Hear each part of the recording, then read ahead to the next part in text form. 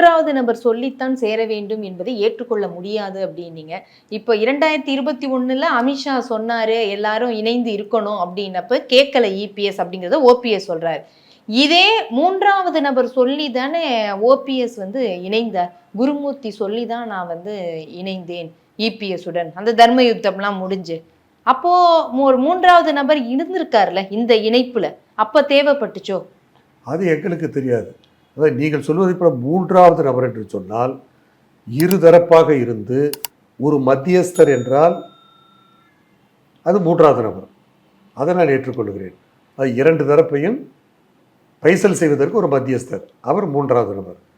ஆனால் நீங்கள் சொல்வதை பார்த்தால் இந்த விவகாரம் சேருகிற போது ஒருவர் தலையிட்டு சேர்க்க வைத்தார் என்று சொன்னால் அது என்னால் ஏற்றுக்கொள்ள முடியாது.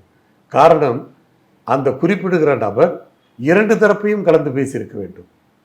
ஆனால் அப்படி பேசப்பட்டதாக தகவல் இல்லை. ஆக ஒருவருக்கு ஆலோசராக வேண்டுமானால் அந்த மூன்றாவது நபர் இருந்திருக்கலாம்.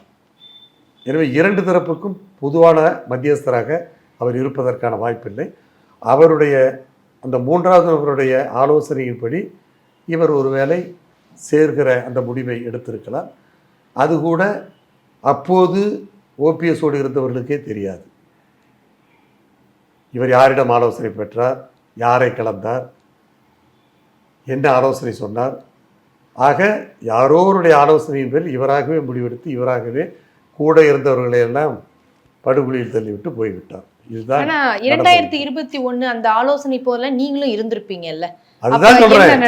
நான் வெளியில சொல்லல, இருந்தேன் உண்மை. ஆனால் எங்களுக்கு இதெல்லாம் தெரியாது, தெரியாமல் ரகசியமாக இது நடந்திருக்கிறது. அதைத்தான் நான் குறிப்பிட்டேன். தலைவர்களுக்கிடையே அடுத்த தலைவரோடு அவர்கள் பேசவில்லை. அவர்களாக வந்து இணைவதை யாராவது வேண்டாம் என்பார்களா? ஒரு கட்சிக்கு வரவு முக்கியம் அல்லவா? ஒரு கட்சிக்கு வரவு முக்கியம். எனவே வருகிறார்கள், வரவு வருகிறது. எனவே பொதுச் செயலாளர் எடப்பாடியார் அன்றைக்கு அவர்களை அரவணைத்துக் கொண்டார். அதுதான் உண்மையாக இருக்குமே தவிர இது வந்து ஒருவர் சொல்லி மூன்றாவது நபர் சொல்லி இருதரப்பையும் மத்தியஸ்தம் செய்தார் என்பதை ஏற்றுக்கொள்ள முடியாது. அப்படி வந்து யாருடைய ஆலோசனையின் பேரிலே அவர் சேர்ந்திருந்தாலும் கடைசி வரை அந்த இடத்தை தக்க வைத்துக் கொள்வதற்கு அவர் தவறிவிட்டார் என்று தான் நான் கருதுகிறேன்.